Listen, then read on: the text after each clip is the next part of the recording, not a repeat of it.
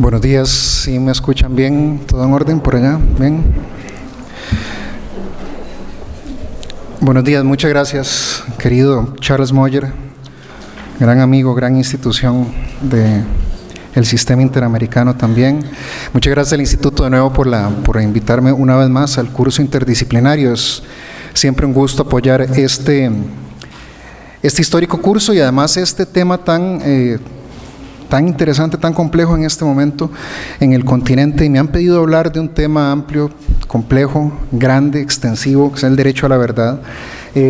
Tengo acá un PowerPoint que en realidad no voy a usar, simplemente lo quería mostrar para ver un poco el orden de los factores, que ahí se los dejo un poco nada más para que lo tengan de guía en los temas que quiero abordar, que es el origen histórico del derecho a la verdad. Poco cuándo fue, cómo y cuándo fue reconocido en el sistema interamericano, las lógicas de justicia transicional, el concepto en sí mismo, los alcances, la regulación normativa o jurisprudencial del derecho, bajo qué derecho se ha protegido, la relación de este derecho con la cuestión de la transparencia en sociedades democráticas, los mecanismos nacionales y por supuesto, el tema de la transparencia, rendición de cuentas y lucha contra la corrupción. Ese es básicamente el tema que voy a abordar y, por supuesto, más que todo desde la experiencia de la Comisión y particularmente de la Corte Interamericana. Comenzar, por ende, diciendo lo más básico y lo más obvio, seguramente lo que ya ustedes conocen, es que el derecho a la verdad como tal no está explícitamente recogido en instrumentos interamericanos. No hay un artículo dentro de un convenio interamericano que diga derecho a la verdad o derecho a conocer la verdad, sino que en realidad nació como una respuesta en el sistema interamericano al fenómeno, por llamarlo fenómeno, pero eso está mal llamado, a los delitos terribles de la desaparición forzada de personas. La historia del continente está caracterizada por múltiples y reiteradas rupturas del orden constitucional democrático, situaciones de conflicto armado no internacional, guerras civiles, violencia generalizada, y la falta de información completa, veraz, oportuna, objetiva sobre lo que pasó ha sido una constante, una política de Estado e inclusive una estrategia de guerra. Entonces, el derecho a la verdad surgió precisamente como una respuesta ante la falta de esclarecimiento, investigación, juzgamiento y en su caso sanción de los responsables de violaciones a derechos humanos y al derecho internacional humanitario. También es importante hacer esta aclaración. Y de hecho, vean que desde el primerísimo caso contencioso que llega a la Corte Interamericana, el caso Velázquez Rodríguez contra Honduras, desde ese primer momento ya la Corte empieza a decir que la verdad es una necesidad, e incluso el concepto mismo de la desaparición forzada, e incluso su tipificación penal, es decir, cómo se caracteriza penalmente este hecho y cómo se atribuye responsabilidad, depende precisamente de la falta de información sobre el paradero de la víctima o la identidad de los restos de la persona. Hasta que no se encuentre o hasta que no se determine qué pasó, el delito de la desaparición continúa cometiéndose.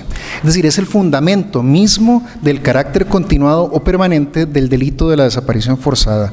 Y eso fue la base jurisprudencial antes de que existiera en la Convención Internacional de Naciones Unidas sobre Desaparición Forzada y la Convención Interamericana en la materia. Entonces, vean cómo este fue un poco la respuesta del sistema a un tema tan terrible y tan presente en varios países del continente.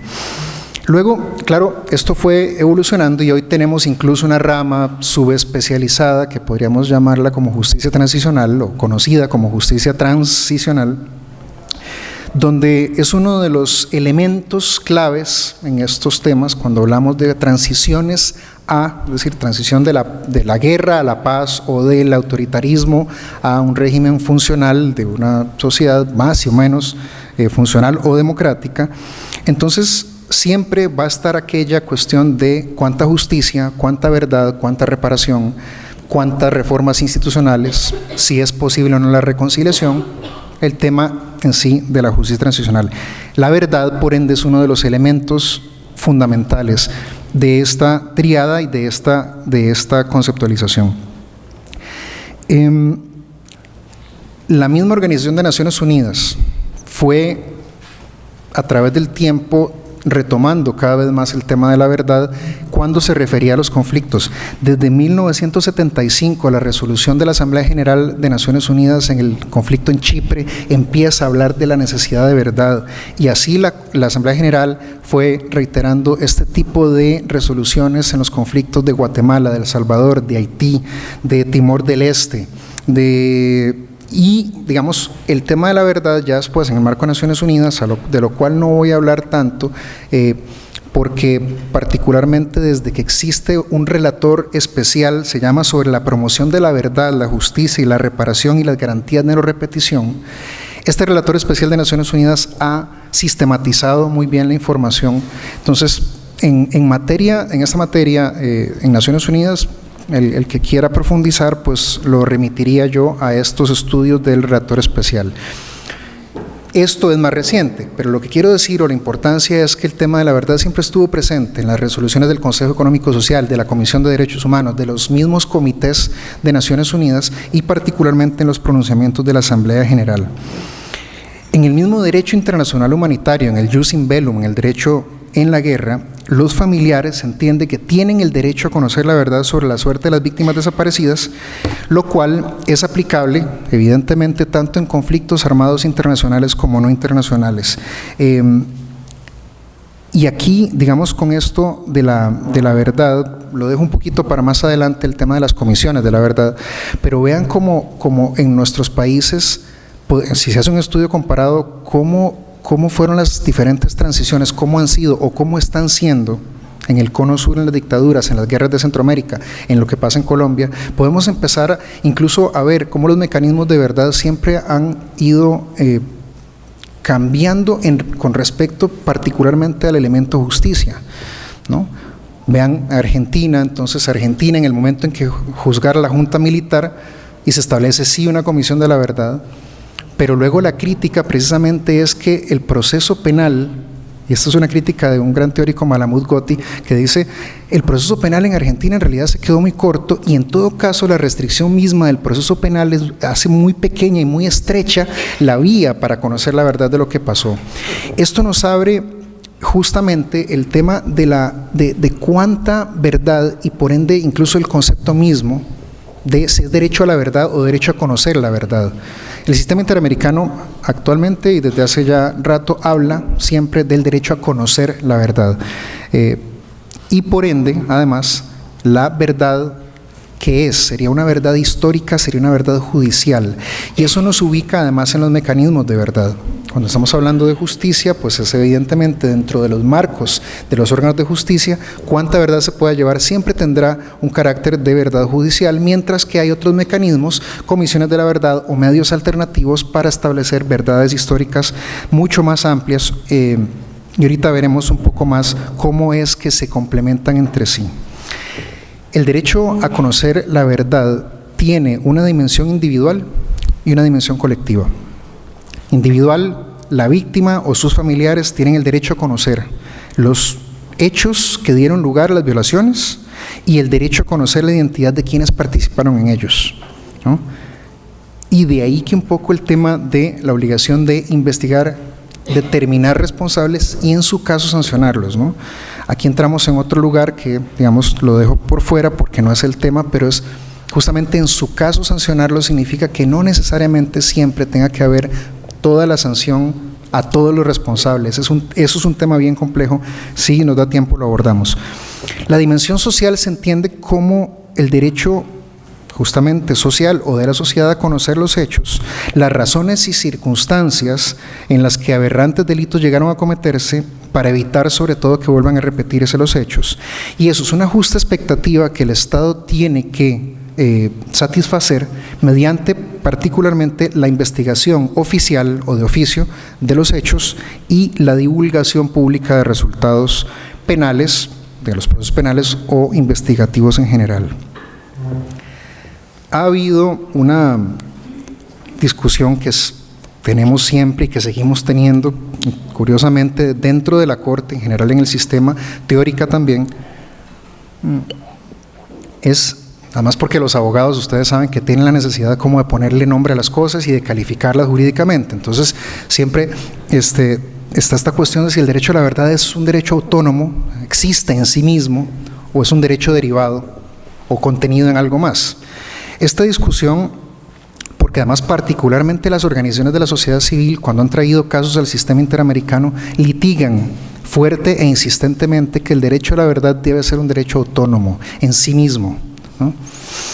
Esto ha dado origen a discusiones, hay posiciones que sostienen muy claramente eso. Naciones Unidas incluso le ha dado una autonomía al derecho, pero cuando la Corte Interamericana, la Comisión también, pero particularmente la Corte, entra a calificar los hechos de un caso, calificar las violaciones con respecto a los hechos,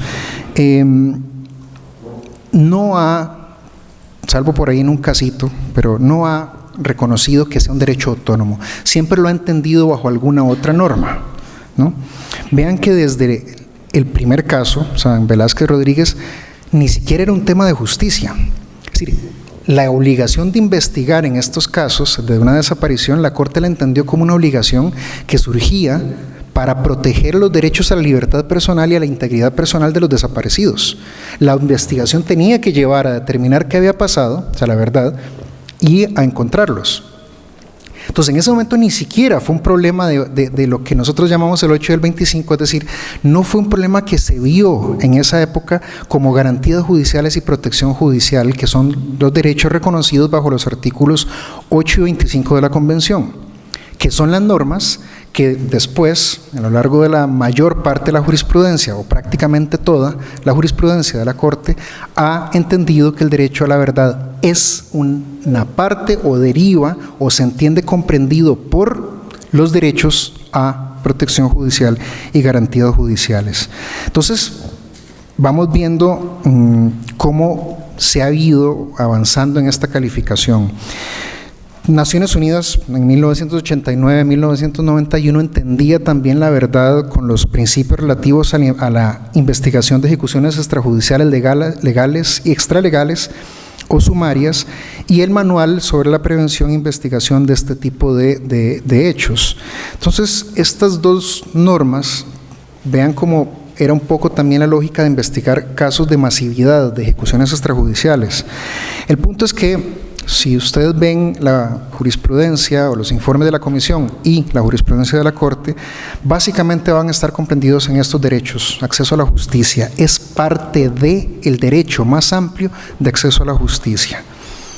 ¿Y eso qué implica? Que el Estado debe asegurar en tiempo razonable el derecho de las presuntas víctimas o los familiares a que se haga todo lo necesario, todo lo posible por conocer la verdad de lo sucedido y eventualmente la investigación de los responsables.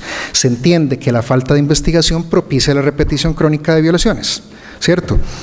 Entonces, de ahí, del hecho, digamos, particularmente de esta necesidad de establecer la verdad, de buscar lo que pasó, vean que fue el mismo el fundamento mismo, uno de los más fuertes fundamentos de cuando la Corte empieza a cuestionar las leyes de amnistía, y la Comisión, por supuesto, las leyes de amnistía de los estados.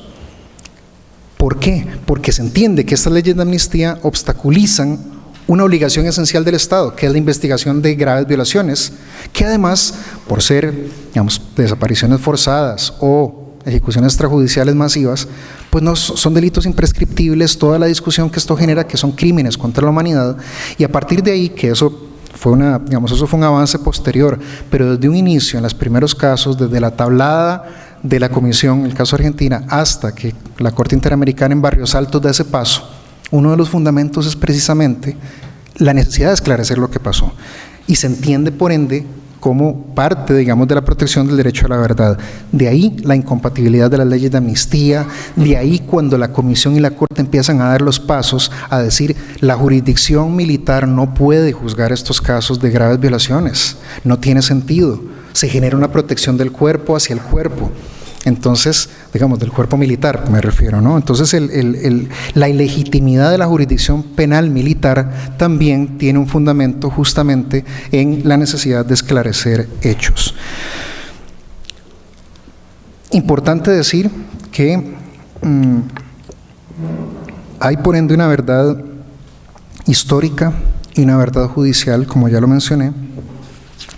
Y la Corte lo que ha entendido es favorece, es decir, la Corte aprecia, valora positivamente que los estados establezcan mecanismos judiciales y extrajudiciales o alternativos de verdad, y entiende que las verdades históricas y judiciales son y pueden ser complementarias entre sí.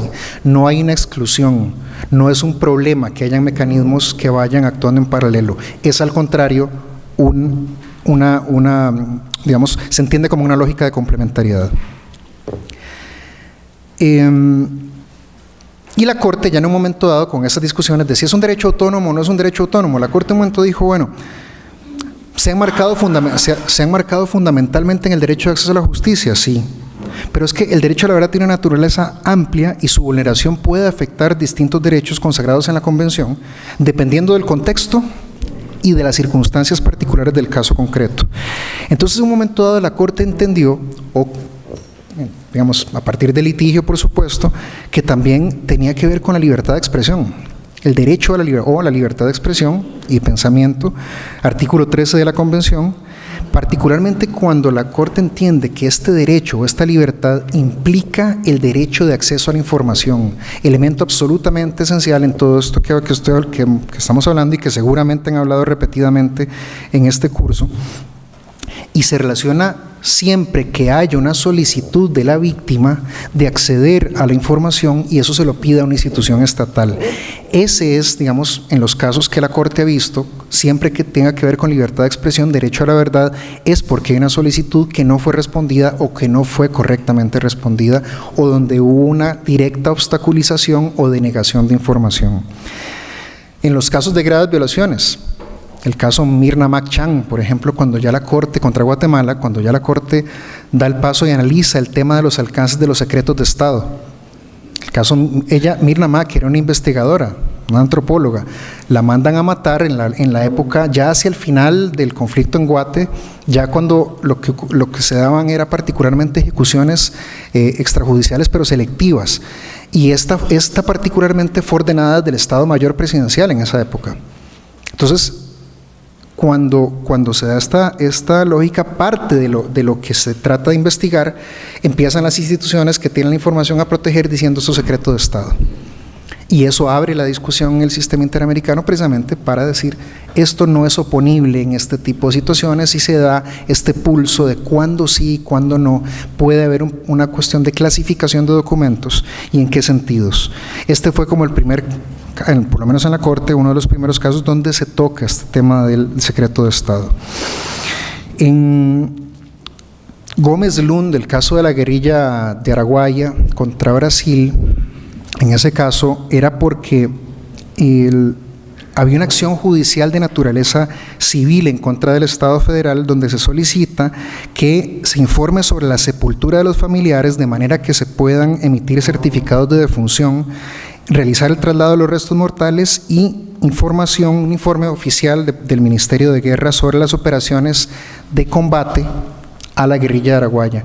Todo esto, digamos, que no es respondido, abre precisamente la discusión del secreto o más bien del tema del acceso a la información en las dependencias militares, que ya también había ocurrido en el caso de Guatemala y que siguió ocurriendo, que es el famoso caso Gudiel Álvarez y otros, que se llama Diario Militar, precisamente donde no se tiene el acceso a información de graves violaciones. Y en este caso, vean qué interesante, ni siquiera es que las víctimas la pedían, es que uno de las lógicas de la transición en Guate fue el establecimiento de la Comisión de Esclarecimiento Histórico, una comisión de la verdad, que la Comisión de Esclarecimiento es la que le pide eso al ejército y el ejército se niega. Entonces, ni siquiera en este caso era que las propias víctimas, sino que ya era la comisión, es decir, un organismo que estaba legitimado por los propios acuerdos de paz para cumplir con este aspecto de la transición.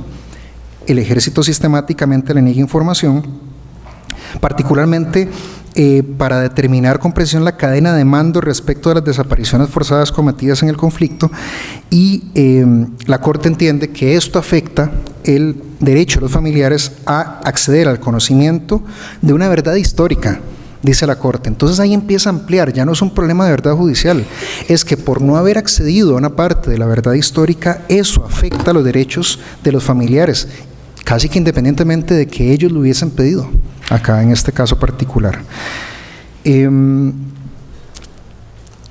O en un caso como Hellman contra Uruguay, caso muy importante donde el derecho a la verdad se relaciona con las prácticas de la sustracción de menores en la época, en Uruguay y Argentina, particularmente en este caso, que es otro de los que sucede en el marco de la Operación Cóndor, igual que en Goiburu contra Paraguay, donde en la lógica de apropiación ilegítima y legal de menores se dan cambios de identidad, precisamente, y eso genera también una sustracción, supresión y sustitución de identidad y entrega a terceros, en este caso de Macarena Hellman, que era la niña, la bebé, 3 meses después de que nace, y desaparecen a su madre después de haberla llevado en el vuelo clandestino de Argentina a Uruguay. Entonces, en este caso también se le da este alcance. Ojo que aquí estos 3 ejemplos que les di son ejemplos de graves violaciones, o sea, de casos de graves violaciones donde el acceso a la información tiene una particular relevancia. Ahora, en otro tipo de casos, que cuando ya no hablamos de graves violaciones, el acceso a la información tiene una evidente y clara necesidad de transparencia en sociedades democráticas. De hecho, vean que la misma Carta Democrática Interamericana dice, ¿no?, la transparencia de las actividades gubernamentales es un componente fundamental del ejercicio de la democracia. Eso es Carta Democrática. Pero el primer caso en que, por ejemplo, la Corte Interamericana entra a hablar del acceso a la información como parte del artículo 13, donde el artículo 13 no dice específicamente eso, sino que hace una interpretación más amplia de la norma para entender que hay un derecho de acceso a la información, es Claude Reyes contra Chile, donde el problema estaba relacionado con la negación de una solicitud de información realizada a un comité de inversiones extranjeras en Chile. Entonces ahí ya vamos viendo cómo es otra lógica, ya no estamos hablando de una grave violación, estamos hablando de un momento funcional donde la persona trata de obtener información para ver si hay un problema y se niega por una, norma de clasificación de documentos. Esto entonces aquí sí ya la Comisión y la Corte empiezan a entender que tampoco estamos hablando de que si yo alego derechos humanos, con eso ya me tienen que desclasificar documentos. No, obviamente hay un test de proporcionalidad, ¿no? Tiene que ver si esa restricción en el acceso a la información es, el test de proporcionalidad está establecido en la ley, es necesario en una sociedad democrática, es proporcional, atiende un objetivo legítimo, etcétera, etcétera. Eso que llamamos test de proporcionalidad es lo que permite determinar si la clasificación o la restricción en el acceso a la información es válida o no es válida. Ahora, evidentemente, para que eso sea efectivo, tiene que estar acompañado de un recurso judicial, administrativo, sencillo, rápido y efectivo, vea que son los mismos términos de la propia convención. En los casos en que una autoridad pública niegue una información, determine si se produjo una violación del derecho del solicitante y en su caso se ordene al órgano correspondiente la entrega de la información. Esto es lo que también ha sido conocido como el recurso de habeas data, ¿no? Está un poco en la lógica del amparo, habeas corpus, y en este caso el habeas data. La Comisión Interamericana tiene un informe interesante sobre el derecho a la verdad, y en ese informe la Comisión dice que el acceso a la información tendría que incluir la apertura de archivos para que instituciones que investigan hechos puedan hacer inspecciones directas, realizar inventarios y rastreos en instalaciones oficiales, impulso de operativos de búsqueda que incluyan allanamientos en su caso, la realización de audiencias, interrogatorios, entre otras medidas. También un poco abriendo las posibilidades de acceso a la información ya a mecanismos o directamente normas que permitan a las autoridades hacerlo. Deber de preservar y facilitar el acceso a archivos estatales cuando existan y de crearlos y preservarlos cuando no existan, precisamente. Entonces, también pueden darle una ojeada a ese interesante informe de la Comisión. El derecho a la verdad, como ya venimos diciendo, entonces recapitulo, venimos diciendo es parte del derecho de acceso a la justicia, también se entiende relacionado con otros derechos, ya vimos libertad de expresión Y estamos viendo que también tiene relación con otros derechos, particularmente integridad personal. Dice la Corte en los casos de la Cantuta, o digamos, la masacre de la Cantuta en Perú, durante la época, digamos, del régimen autoritario en Perú en los 90s, estos son estudiantes y un profesor de una universidad ejecutados, como ustedes saben, en una universidad, en realidad son secuestrados y luego ejecutados y o desaparecidos. O el caso Ansualdo Castro, que fue uno, o más bien reveló que además se utilizaron hornos en las dependencias del sistema de inteligencia del ejército para quemar restos de personas en Perú. Eso algo que ¿no? Imaginamos en Dust and Shadow allá en Alemania nazi, pero también se sigue utilizando en diferentes lugares. En el caso Ansualdo Castro eso es lo que pasa. Y la Corte empieza a entender que la privación continua de la verdad acerca del destino del desaparecido constituye una forma de trato cruel e inhumano para los familiares. Y por ende ve un problema de violación del derecho a la integridad personal de sus familiares también. Caso Gudiel, el mismo del Diario Militar, dice: al haberles impedido a los familiares el esclarecimiento de la verdad histórica, es decir, de nuevo el tema de una verdad más amplia, a través de la vía extrajudicial establecida por los propios acuerdos de paz, sumada a la impunidad, significa una violación del derecho a la integridad. Una norma más, por ende, que puede verse violada cuando el derecho a la verdad no es garantizado por el Estado. Y evidentemente, digamos, consecuencia de toda violación es el daño, y el daño genera la obligación del Estado de repararlo, ¿no? Esa es la reparación. La verdad como reparación implica, entre otras, la obligación de investigar y, en su caso, sancionar a los responsables, la obligación de establecer la verdad, es decir, un tema también no solo de sanciono, sino también digo qué pasó y cómo pasó y por qué pasó. Participación en el proceso para los familiares que puedan participar. Eso es una lógica de transparencia. Muchas normas procesales penales, particularmente del sistema inquisitivo, no permitían a los familiares una participación en los procesos penales. Eso la Corte también lo fue quebrando poco a poco, diciendo: los familiares tienen que tener acceso al expediente, tienen que poder participar. Usted, Estado, tiene que publicar la investigación, tiene que publicar los resultados del proceso, evidentemente la búsqueda y entrega de los restos de los desaparecidos, e incluso la Corte ha ido abriendo un poco esto y ha ordenado la búsqueda, la realización de incluso de documentales, como un documental audiovisual, un documental de otro tipo, publicar libros, informes sobre lo que pasó en el caso concreto. Eso también tiene digamos, una mayor amplitud hacia el tema. Esto, por ejemplo, esto pasó en el caso Cepeda, y aquí Cepeda Vargas contra Colombia. Las preguntas al final, las preguntas al final me regañan, ¿sí? Entonces, en el caso Cepeda Vargas contra Colombia, retomo un tema que no quiero dejar de mencionar. Vean que estamos hablando de graves violaciones. Hay un lugar en la determinación de la responsabilidad que incluso toca con el derecho penal internacional. ¿Hasta dónde vamos a llegar en la sanción de los responsables? Esta discusión, si bien es muy amplia, quiero dejar ahí nada más como de ladito que en ese caso Cepeda Vargas fue un senador en Colombia.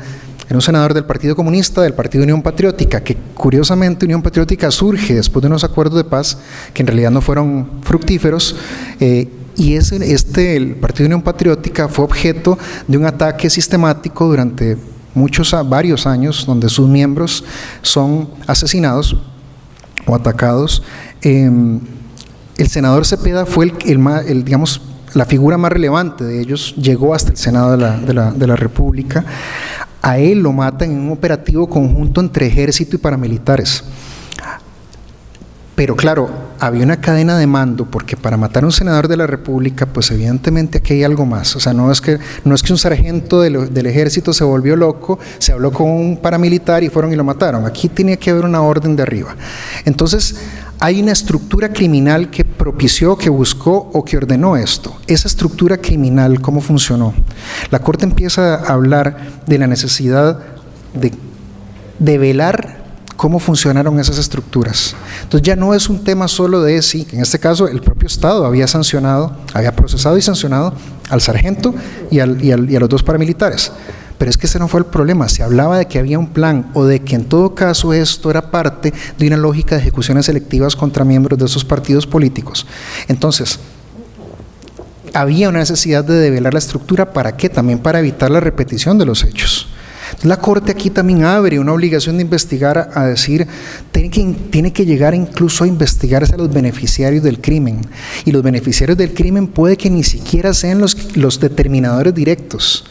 Entonces entramos en un lugar donde, ¿por qué los beneficiarios? Bueno, porque es que los beneficiarios pueden estar justamente explicando quién se beneficia de que maten a X. Bueno, veamos qué más pasó. Ahorita hablamos de eso en otro caso, que no es en sí una grave violación, pero ¿cómo vamos extendiendo este tema? Lo dejo ahí porque, claro, en las lógicas de transición siempre vamos a tener la cuestión de hasta dónde. Con esto, de hecho, paso al tema de los mecanismos nacionales, que podemos dividirlos en judiciales, comisiones de la verdad y otros mecanismos. Básicamente son como 3. Judiciales ya los hemos venido viendo. O sea, básicamente, naturalmente, el derecho penal, el proceso penal tiene una función bien importante en esto, sin que eso implique que hayan otros mecanismos no judiciales dentro del Estado, que tampoco son comisión de la verdad, que hagan determinaciones importantes. Las procuradurías, las defensorías del pueblo o de los habitantes o los ombudsman tienen funciones bien importantes en esta materia. Los procedimientos disciplinarios pueden colaborar a establecer, y de hecho en Cepeda la Corte dice: yo voy a ver, y entendiendo que el proceso penal es fundamental en este tipo de casos, yo voy a ver cómo actuó el Estado con todos los otros. De hecho, el Estado de Colombia en ese caso se defendía diciendo: miren, yo ya he hecho todo lo que puedo con todas mis instituciones, entonces yo no soy responsable de una violación de garantías judiciales o protección judicial, o en todo caso de cualquier otra, porque yo estoy haciendo lo que me toca a través de todas las instituciones. Y la Corte le dice: es cierto, o sea, es relevante que usted haya actuado a través de otras instituciones, y voy a ver cómo actuaron, cómo sirvieron. Entonces analiza el procedimiento contencioso administrativo. Es judicial, no es penal, pero sí establece la responsabilidad del Estado. El contencioso administrativo, una vía judicial muy interesante porque tiene lógicas de responsabilidad objetiva. Es incluso lo más parecido en los análisis a lo que hace una Corte Interamericana, una comisión que establece la responsabilidad del Estado y no individual. Que además recordemos siempre eso. O sea, la Comisión y la Corte no hacen la determinación de responsabilidades individuales, no dicen fue Carlitos o fue Juancito. Eso le toca al Estado y esa es la obligación de de investigar. Entonces, aquí entramos cuando la Comisión o la Corte se han enfrentado incluso a cómo los Estados establecen mecanismos nacionales de verdad por justicia, que podríamos llamarla reducida. Cuando la Corte se empieza a enfrentar, o la Comisión, a, por ejemplo, la Ley de Justicia y Paz en Colombia. Entonces le dicen, bueno, los familiares o las organizaciones de la sociedad civil, cuando litigan, le empiezan a decir: con mi Corte, esto es una violación de nuestro derecho a acceso a la justicia porque esto limita las investigaciones y limita la sanción. ¿Por qué? Porque lo máximo que van a estar los que se sometan a la jurisdicción de justicia y paz, a la jurisdicción especial de justicia y paz, lo más que van a pagar en cárcel son 8 años. Claro, ¿por qué?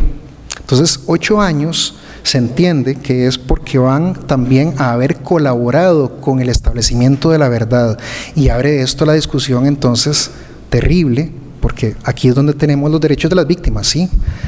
Pregunta: el derecho de la víctima tiene un derecho a la sanción del responsable, complicado, ya de por sí conceptualmente, tiene un derecho a la sanción, es muy discutible. Digamos, más allá de eso, que el punto es, incluso digamos que sí, ¿cuánta sanción? Tenemos que meterlo en la cárcel hasta que se pudra, es pena de muerte, es ¿qué? ¿Cuánta sanción merece un responsable de un crimen contra la humanidad, por ejemplo? ¿Es válido que los estados establezcan medidas así o no? Y entonces empezamos a ver las realidades de las transiciones. Si hay una negociación, las propias normas del derecho internacional humanitario promueven. Vean qué curioso, vean qué complicado. Si lo vemos incluso en el orden normativo, los convenios de Ginebra más bien favorecen amnistías y luego viene el derecho internacional humanitario, de los derechos humanos, en su evolución a decir que no, que eso no se puede porque limita derechos de las personas. Entonces luego entramos a ver que, por ejemplo, desde Justicia y Paz, la Corte Interamericana nunca le dijo a Colombia que esa ley no servía o que esa ley es incompatible con la Convención. Le dijo que le fue diciendo cositas, por aquí, por allá, una limitación por aquí, esto tenga mucho cuidado. En este caso Cepeda, vean qué pasó, que uno de los paramilitares que había participado, cuando va a declarar en Justicia y Paz, por ejemplo, va a declarar en Justicia y Paz y él dice: yo participé, yo sé quién estuvo ahí al mando también y quién dio la orden arriba dentro de los paramilitares para ejecutar a Cepeda. Esa información queda en la Fiscalía de Justicia y Paz, el tipo pasa por el mecanismo de Justicia y Paz, lo liberan después, años después, cuando cumple una pena de cárcel, el tipo se va, se pierde. Y luego Fiscalía General de la Nación, cuando está investigando por la vía de la Fiscalía de Derechos Humanos el crimen de Cepeda, se dan cuenta que había un paramilitar que había pasado por allá, pero nunca hubo un cruce de información. Entonces la Corte le dice al Estado: ustedes tienen un problema acá en los mecanismos de investigación porque parece que no hubo comunicación entre Fiscalía de Derechos Humanos y Fiscalía de Justicia y Paz. Entonces el PARA se les fue, nunca reveló la información y entonces en definitiva el otro crimen, que es el crimen grave, que está investigándose en otra fiscalía, queda un poco en la impunidad y se perdió una valiosa oportunidad para obtener información. Le dice al Estado, incluso en la obligación de investigar como reparación, le dice a Colombia: ustedes tienen que asegurarse que haya mecanismos de cruce de información. No es un tema simplemente de mándense copias, o sea, establezcan un mecanismo de coordinación. Entonces vean, como les digo, y sin embargo, la ley de Justicia y Paz es incompatible con la Convención, que es lo que le pedían las ONGs a la Corte que dijera. No, la Corte no dijo eso. Dijo que pueden haber problemas y que esos problemas tienen que ponérsele diques, pero estamos hablando de transiciones. Es la misma discusión que se ha tenido, que está teniendo y que tendrá Colombia con el establecimiento de la Jurisdicción Especial para la Paz, producto de los acuerdos de paz actuales. Entonces, de esto, este es un tema en sí mismo, y de esto, pues, si me voy por ahí a hablar, ya no creo que nos dé tiempo. De hecho, no sé cuánto tiempo llevamos. Hasta la una, pero eso incluye preguntas. Ah, ok.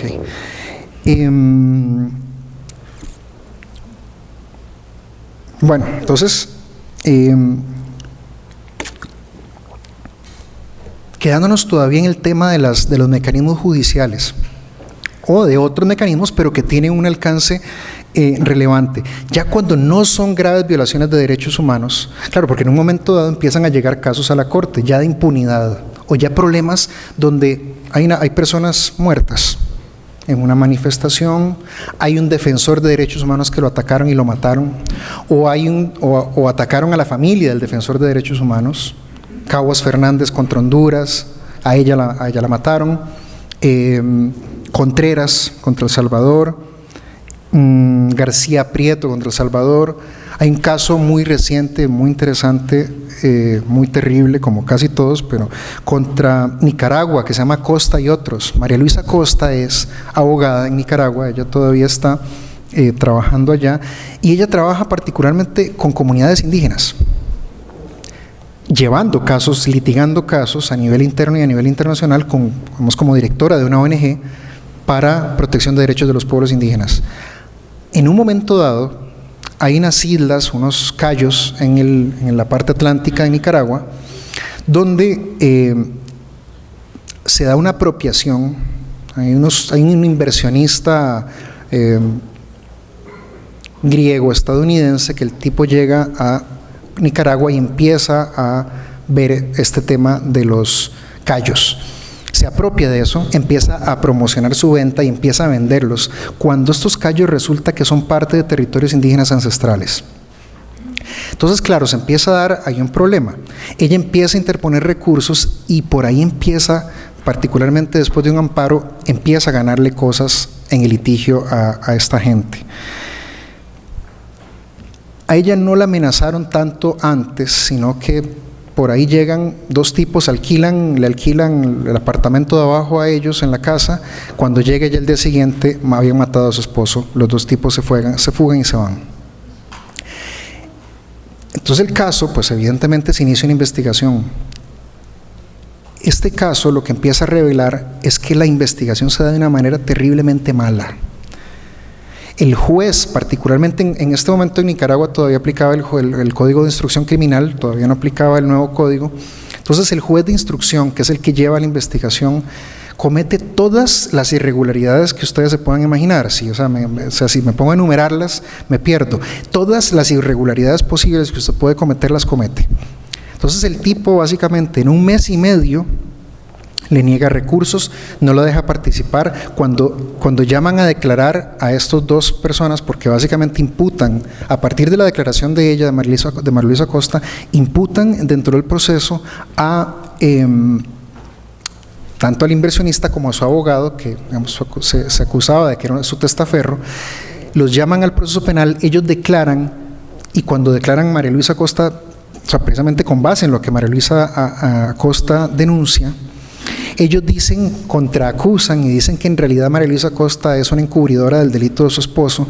El juez, dentro de la misma causa, le abre proceso penal a María Luisa. Entonces, dentro del mismo proceso, ella tiene calidad de parte ofendida y calidad de parte acusada. Entonces ya ahí vamos maravillosamente bien, ya se vuelve realismo mágico, ¿no? O sea, yo soy acusado y soy imputado y soy ofendido al mismo tiempo. Luego, además, no la deja participar, es decir, la tiene en calidad doble, pero no la deja declarar. Y así se vienen una serie de irregularidades rarísimas del debido proceso que violan derecho de defensa, en fin. Al mes y medio, sin esperar las pruebas de la policía, sin esperar toda una serie de pruebas periciales para investigar el arma, para ver cómo se dieron los hechos, dicta un sobreseimiento definitivo a favor de estas dos personas. Eso sin entrar en otros detalles, como el hecho de que el juez llegó a hacer el allanamiento en el carro de uno de los imputados, en fin, unas cosas así locas, que revelan ¿qué? Precisamente, revelan una lógica de corrupción, ¿no? Entonces, ¿qué tenemos acá? En este caso la Corte empieza a ver que además el juez actúa de manera parcializada, que actúa de manera irregular, que viola una serie de garantías del debido proceso y básicamente no investiga bien, o sea, no cumple con la obligación de debida diligencia en la investigación, que es una obligación del Estado en sí misma. Y eso entonces, básicamente favorece la impunidad. La Corte Interamericana, en este caso, se enfrenta a ¿qué? Aquí estamos ante un sobreseimiento definitivo. La defensa del Estado de Nicaragua ante la Corte es: Corte, esto ya está cerrado. No hay nada que yo pueda hacer porque esto es cosa juzgada. Al ser cosa juzgada, estas discusiones se vienen dando ya cada vez más en la Corte. Al ser cosa juzgada, ¿qué pasa? No es una grave violación de derechos humanos, porque si estuviéramos hablando de una desaparición forzada, de la cosa juzgada, tenemos clarísimo que no vale, ¿cierto? Es evidente, no vale, por ya lo que hemos dicho, por el concepto de la desaparición. Pero en este caso tenemos otro tipo, ya no es la grave violación, es un asesinato, es un homicidio, pero como tal no está dentro de un patrón, no estamos hablando del concepto de graves violaciones de derechos humanos o de crímenes contra la humanidad, por más grave que nos pueda parecer o por más sufrimiento que le pueda causar eso a los familiares, pero en sí mismo no conceptualiza de manera suficiente para entender que la cosa juzgada o que la prescripción o que otros, mecanismos procesales que hacen parte de la garantía de seguridad jurídica de los estados en los procesos penales quedan relevadas. Entonces, ¿qué hacemos? Y aquí la Corte dice algo que en realidad no había hecho antes. Incluso le dice, llega a decir al Estado que aquí las violaciones del debido proceso, del derecho a un juez imparcial, son tan flagrantes y tan evidentes que en realidad ese sobreseimiento no puede tener validez. Y esa falta de validez de ese sobreseimiento significa que no es oponible para efectos de evitar una investigación. Claro, eso abre un problema, pero entonces ¿qué significa? ¿Que las cosas juzgadas se caen ahora? No, hay una serie de requisitos, una serie de violaciones que en este caso se configuraron, que le permiten al Tribunal Internacional llegar a la conclusión de que esta cosa juzgada no vale. No es cualquier problema. Hay una serie de problemas muy graves que pasaron en este caso que le permitan a la Corte llegar a esa conclusión y decirle, incluso la Corte usa un lenguaje muy particular, dice esto es un delito. Esto puede ser incluso un delito en sí mismo, lo que el juez hizo. Un delito no es oponible a la falta de investigación de otro delito. Y entonces le dice al Estado, usted para efectos de esto no le voy a decir qué hacer ni le voy a decir cómo. Eso es un problema del Estado, de cómo continúa investigando bien estos hechos, y para hacerlo usted no necesariamente puede contar con no puede contar el periodo de prescripción durante todo el tiempo que usted no investigó bien.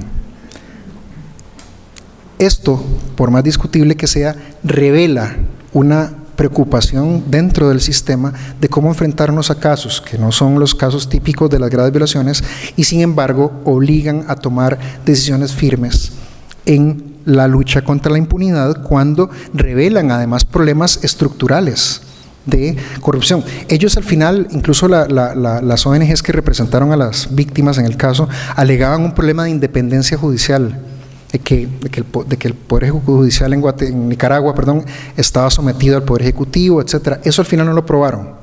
Eso no llegó a probarse en el proceso, en el caso concreto. Pero sí, digamos, hay o revela cuando hay problemas estructurales que se ven reflejados en los casos. Otro tipo de casos, por ejemplo, un caso que parecería casi que sencillo, y uno dice, ¿por qué ese caso llega al sistema? El caso García Ibarra y otros contra El Salvador. García Ibarra era un muchachito de 15 años, El Salvador, Ecuador, me equivoqué. Él es un muchachito de 15 años, está en una esquina con otros muchachos, llega un policía, tiene un problema con uno de sus amigos, él interviene y le dice, no le pegue, no le siga pegando, está recién operado. El policía saca la pistola, le dispara y lo mata, directo, al ojo. Es como, el policía alega que fue accidental, evidentemente, y que fue en defensa propia. ¿Qué nivel de defensa propia, no? Entonces, directo al ojo, además, así, directo al cerebro. Entonces, claro, el policía lo mata, se inicia un proceso, pero el proceso penal en la primera instancia condena al policía, sí lo condena, pero dentro de la sentencia, el tribunal dicta 3 sentencias. Como que dicta 3 sentencias, o sea, el tribunal, uno lee la sentencia, entonces sentencia 1 dictada por el vocal 1 dice que es un homicidio doloso, vocal 2 dice que el tribunal no es competente y presidente del tribunal dice que es homicidio culposo. 3 por 1, ni siquiera 2 por 1, 3 por 1. En una misma sentencia tenemos 3 sentencias, maravilloso, ¿no? O sea, el realismo mágico es que si no lo inventamos en América Latina no lo hubiéramos inventado en ningún lado. Entonces, el tipo no, o sea, los 3 tipos, son 3 jueces, dictan esto. Y entonces dicen, bueno, pero entonces, como aplica un principio de favorabilidad, la pena más favorable para el reo es la del homicidio culposo, entonces homicidio culposo. Y es como, bueno, a ver, ¿por dónde empezamos? Lo mejor es que si uno se encuentra una aberración jurídica de esta índole, el deber de las autoridades superiores, o sea, de los tribunales de alzada, llegó hasta casación, llegó hasta la Corte Suprema. La Corte Suprema lo más que llegó a decir es, bueno, aquí hay una irregularidad, mando esto a que investiguen disciplinariamente a los jueces, pero ya está dictada la sentencia, no hay nada que hacer. Ese caso llega al sistema interamericano, pero abre una discusión, bueno, por más que sea una tontería o por más que sea una cosa rara, efectivamente hay un problema para el policía que ya fue condenado y que ya cumplió la condena. 18 meses pagó el policía, por cierto, por el homicidio del muchacho. Entonces, pero bueno, hay una cosa juzgada, él también tiene un derecho, el policía, ¿cierto? Entonces, ¿qué hacemos? Y la Corte en este caso analiza el caso del derecho a la verdad. Y dice, aquí el problema es que esta sentencia loca, rara, torpe, no permite determinar qué fue lo que realmente pasó. Y es que cuando uno oye a las víctimas que vienen a declarar, muchas veces ellos dicen, cuando le preguntan los abogados, ¿usted qué es lo que quiere? ¿Qué le pide usted a la Corte Interamericana? Ellos no dicen plata, ellos no dicen, yo quiero saber qué pasó, yo quiero saber quién fue, que dé la cara, yo quiero saber qué. Y entonces La señora declaraba en la corte, este policía pasaba y se reía de nosotros, amenazó a mi hija, tal. O sea, se dan estas lógicas de impunidad, ¿no?, que entonces terminan siendo muy terribles y que generan precisamente la repetición de los hechos. Entonces la Corte aquí condena a Ecuador y le dice que esta sentencia dictada así afecta las garantías judiciales de los familiares precisamente porque no garantiza el derecho a la verdad. La motivación, la falta de motivación de la sentencia es un problema que afecta el derecho a la verdad y por ende viola garantías judiciales y protección judicial, acceso a la justicia de las víctimas. En el caso al final, la Corte no ordenó reabrir una investigación en este caso, pero sí le cayó fuertemente al Poder Judicial por la manera en que se comportó. Entonces vamos viendo, como les digo, que dentro de este aspecto amplio de la verdad, vamos llegando a otras formas, pasando a las que ya no son propiamente graves violaciones. Segundo mecanismo, comisiones de la verdad.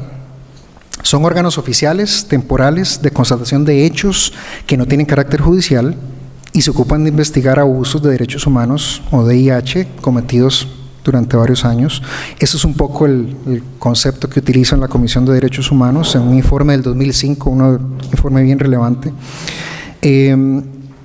La Corte incluso dice los estados establecen comisiones de la verdad que contribuyen a la construcción y determinación de responsabilidades institucionales, sociales y políticas en determinados periodos históricos de una sociedad. Eso lo dice en un caso también contra Ecuador y otro contra El Salvador.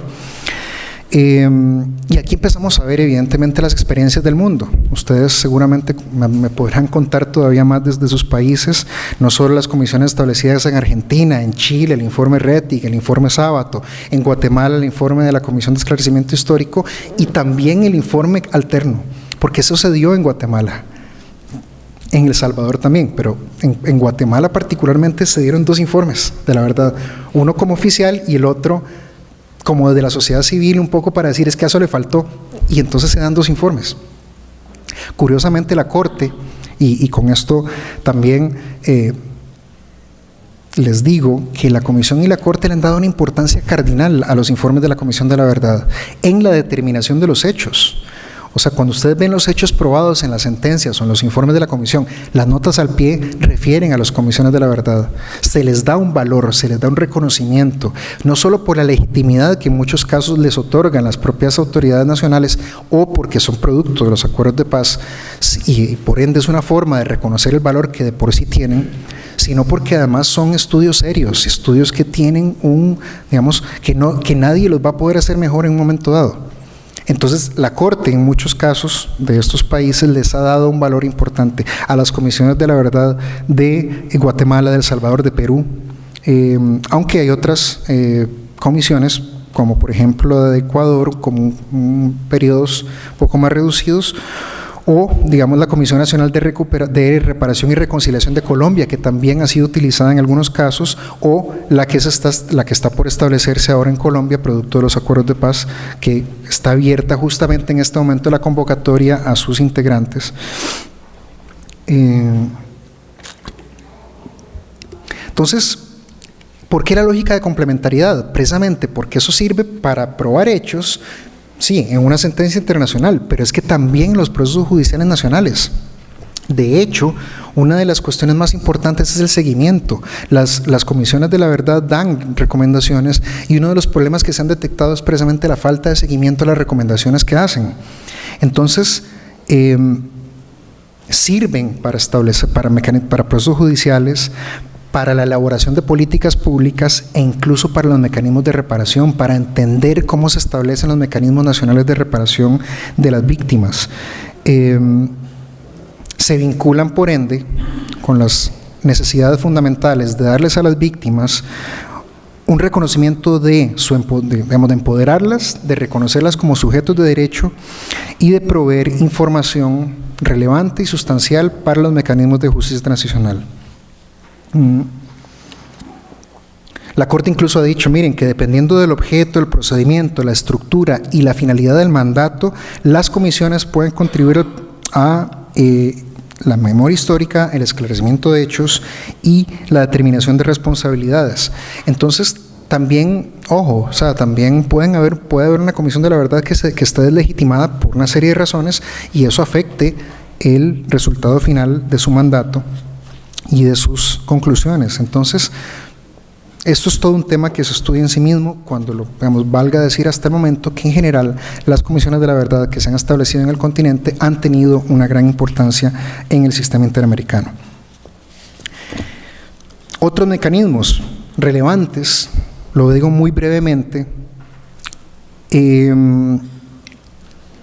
incluso por ejemplo cuando se establecen monumentos, cuando se establecen los documentales que les mencionaba, memoriales, archivos, casas de la memoria, todas estas cuestiones son mecanismos alternativos o de alguna manera complementarios para la protección de la verdad, del recordar, ¿no? Con todo lo que esto implica, o sea, pues quién va a hacer la curaduría o quién va a hacer la definición de los contenidos, hasta qué punto vamos a entrar, se dan cosas muy curiosas.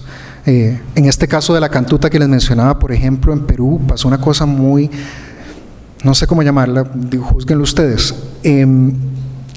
Cuando el caso llega a la corte, las víctimas le piden a la corte, como en muchos otros casos, corte, ordene por favor el establecimiento de un monumento para recordar las víctimas de la masacre de la cantuta.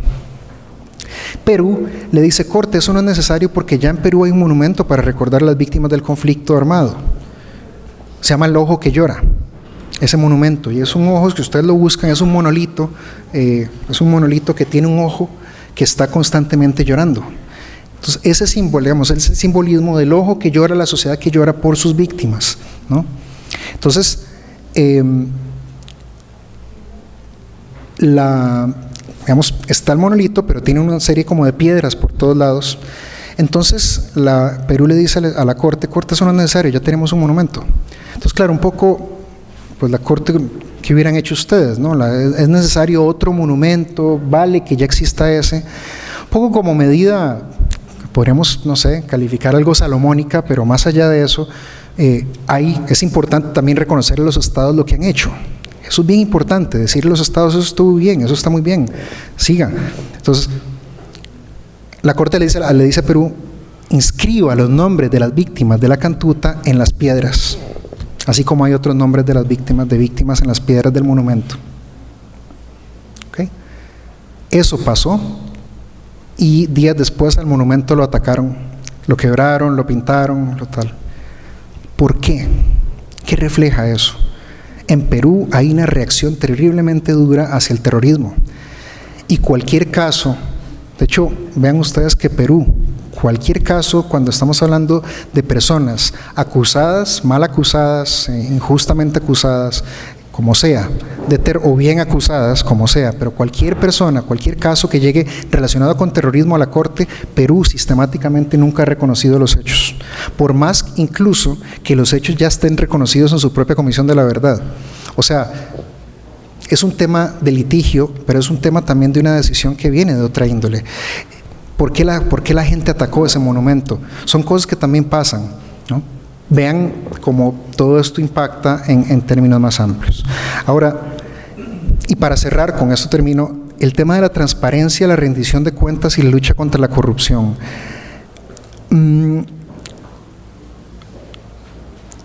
Yo creo que, o sea, ese es uno de los retos más grandes que tiene el sistema interamericano, porque, llamémoslo, pueden ser varias razones.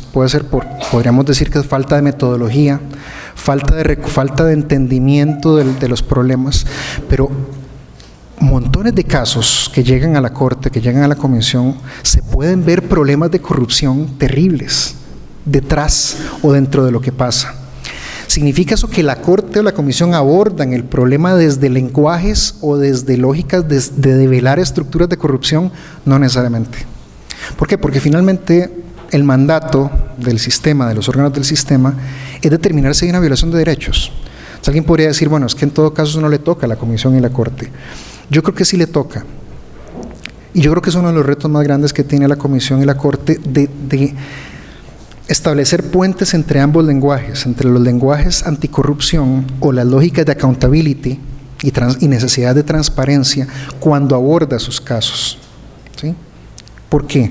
Vean que básicamente han habido como dos agendas paralelas, ¿sí? O sea, por un lado el tema corrupción, por otro lado protección de derechos humanos, pero entonces donde más se tocan los casos generalmente son acceso a la información, precisamente, participación ciudadana, o sea, derechos políticos, garantías judiciales y afectación en casos de igualdad, o sea, que tienen que ver con el derecho a la igualdad.